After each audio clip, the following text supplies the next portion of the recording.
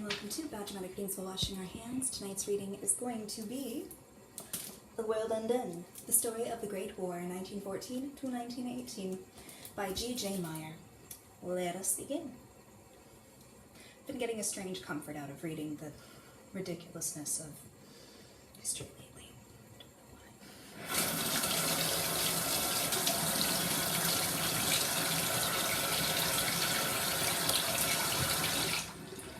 Background. The Serbs. No one could have been surprised that trouble had broken out in the southeastern corner of Europe, or that the Serbs were at the center of that trouble.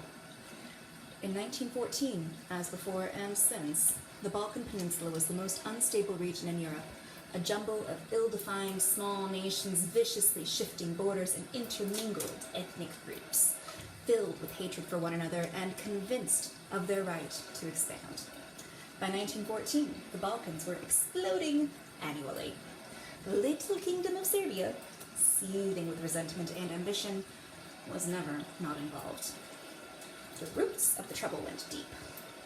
Almost 2 millennia ago, the dividing line between the Eastern and Western Roman empires ran through the Balkans, and so the dividing line between the Catholic and Orthodox world has run through the region ever since. Later, after the Turks forced their way into Europe, the Balkans became another of the things it continues to be today, the home of Europe's only indigenous Muslim population, the point where European Christendom ends and Islam begins. Through many generations, the Balkans were a prize fought over by Muslim Turkey, Catholic Austria, and Orthodox Russia. By 1914, Turkey, having been pushed almost entirely out of the region, the contest was between Russia and Austria-Hungary only, with Turkey waiting on the sidelines in the hope of recovering some part of what it had lost.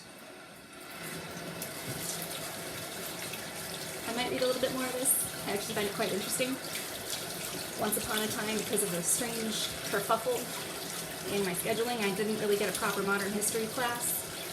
I know it, I learned it, but it's weird, so possibly to be continued. I'll also let y'all guys know that with donations I have a couple of requests in already, one for the Hark speech from the Lighthouse, and one for anything from Climax, which is supposed to probably just be a lot of screaming. So that'll happen. Thank you much. Please wash your hands, wear your masks, keep your distances. I care about you. I will see you tomorrow.